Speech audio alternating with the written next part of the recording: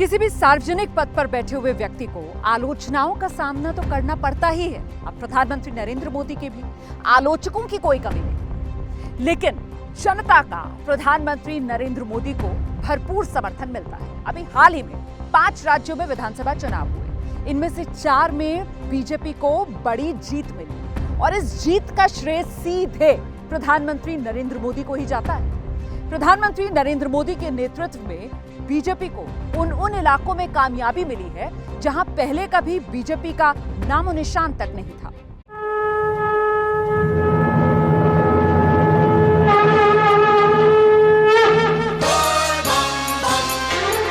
हर हर महादेव। उत्तर प्रदेश में योगी आदित्यनाथ की सरकार के फिर से आने के पीछे योगी की तो भूमिका है ही, लेकिन इस सफलता के पीछे जो बड़ा चेहरा था वो प्रधानमंत्री नरेंद्र मोदी का था।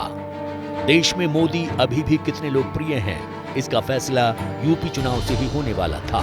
कोरोना के बाद पैदा हुए आर्थिक संकट और देश की डोलती अर्थव्यवस्था को लेकर कई लोगों को शक था कि यूपी में शायद बीजेपी की राह मुश्किल होगी, लेकिन जनता को मोदी के नेतृत्व पर कोई शक नहीं था।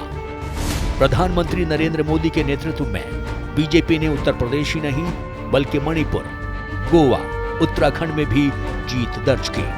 5 में से 4 राज्यों में जीत से ये साफ था कि 8 साल बाद भी पीएम मोदी का क्रेज देश के हर हिस्से में है।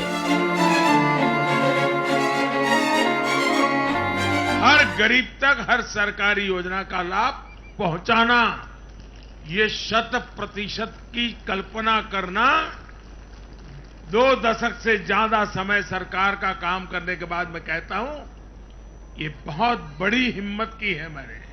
और ये हिम्मत मैंने इसलिए की है कि जब ईमानदारी होती है, नीयत साफ होती है, गरीबों के प्रति करुणा होती है, देश का कल्याण यही जीवन का मंत्र होता है, तो फिर ऐसे निर्णय करने की ताकत पैदा होती है। मोदी जी की लोकप्रियता इसलिए भी बनी हुई है क्योंकि भारतीय राजनीति में एक टीना फैक्टर है, खासकर विपक्ष में। There is no other alternative. प्रधानमंत्री नरेंद्र मोदी शक्ति का एक बड़ा प्रतीक है। उन्होंने राष्ट्रवाद की परिभाषा को एक नया आयाम दिया है। यही वजह है कि देश की जनता का प्रधानमंत्री नरेंद्र मोदी पर अटूट भरोसा है और इसी भरोसे की वजह से प्रधानमंत्री नरेंद्र मोदी कठिन से कठिन फैसले लेने से घबराते नहीं।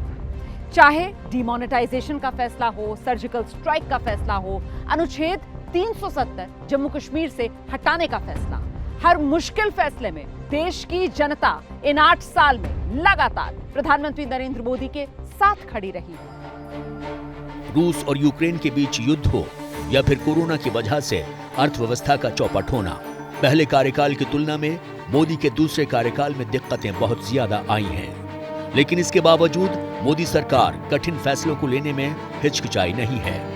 इनमें सबसे बड़ा फैसला जम्मू कश्मीर में अनुच्छेद 370 को हटाना है। जो काम 70 सालों से नहीं हो पाया था, वो काम मोदी ने कर दिखाया।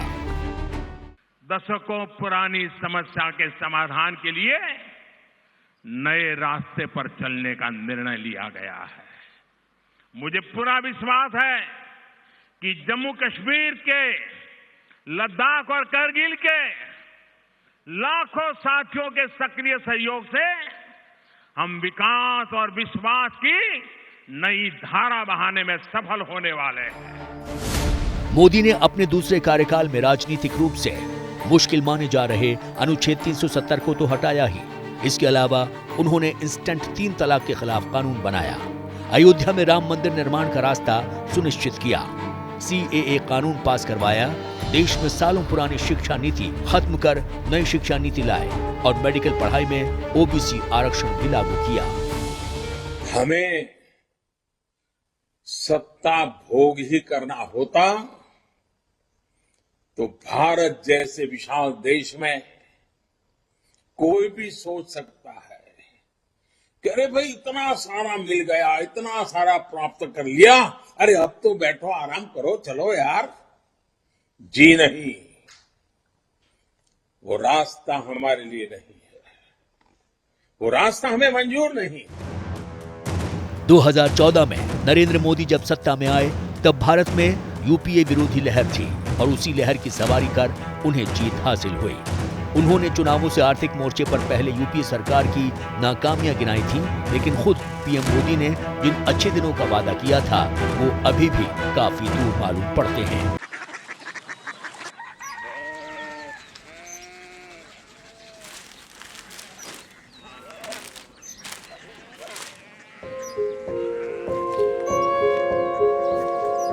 बाबा बाबा कोरिया सिटी जानी ना।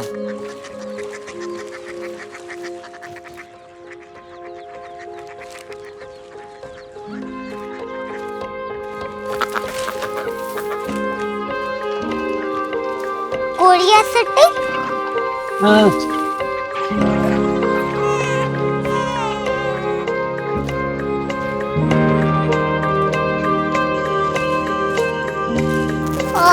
कोरिया सिटी कहाँ पे है? शहर अंग्रेजी लगे हैं।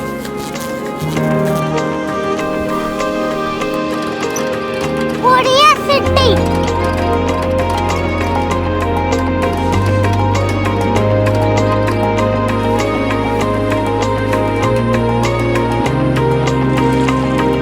वो बहुत दूर है।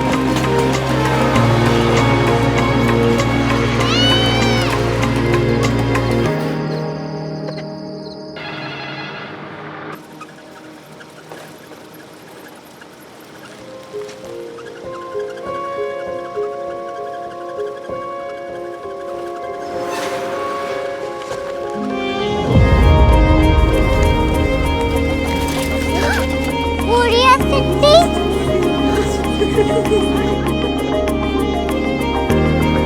दुनिया को कुछ लोग बड़े होते हैं। कोरिया सिटी कहाँ है? प्रोफेसर साहब को पता होगा। हो, ये छोटा वाला ग्लोब लगता है और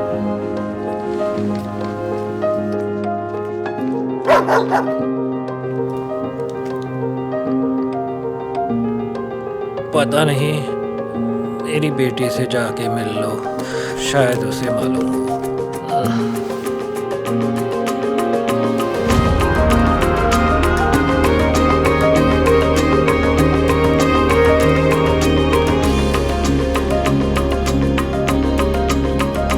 हाय, बाबा ने भेजा है। Come here. Korea city Korea city नहीं, क्यूरियोसिटी। वो क्या? That's what brought you here? जो तुम्हें यहाँ तक ले आया। क्यूरियोसिटी